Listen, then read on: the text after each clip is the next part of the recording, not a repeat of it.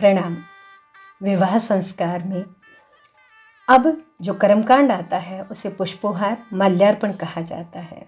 वास्तविकता में माल्यार्पण वर्तमान का सर्वाधिक लोकप्रिय कर्मकांड है।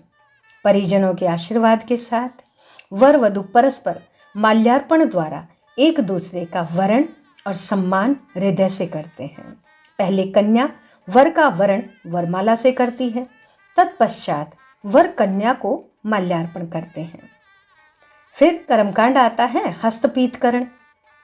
हरिद्रा मंगल सूचक है। गृह लक्ष्मी के हाथों में हरिद्रा हल्दी अर्थात मंगल में शुभकामना होना।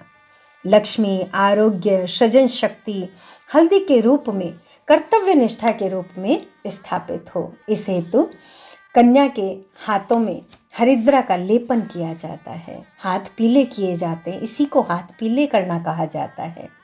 तत्पश्चात महत्वपूर्ण कर्मकांड आता है कन्यादान। कन्यादान का तात्पर्य है अभिभावकों के उत्तरदायित्व का वर एवं ससुराल वालों पर स्थानांतरण।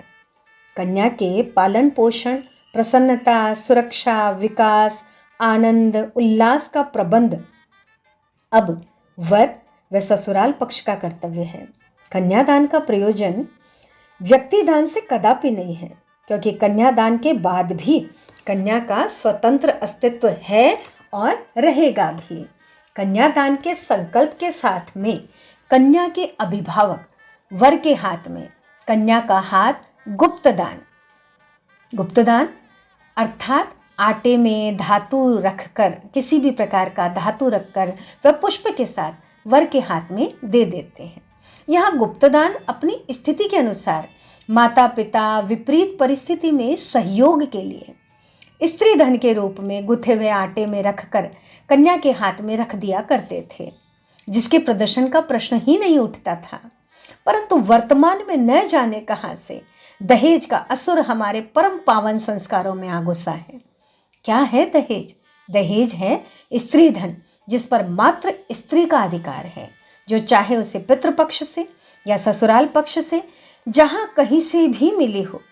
आज हम दहेज में शनिदेव को, कलयुग को लोहे और स्वर्ण के रूप में एकत्रित कर रहे हैं, पुत्र को बेच रहे हैं, सौदा कर रहे हैं, तो फिर दाम्पत्य में सुख कहाँ से आए?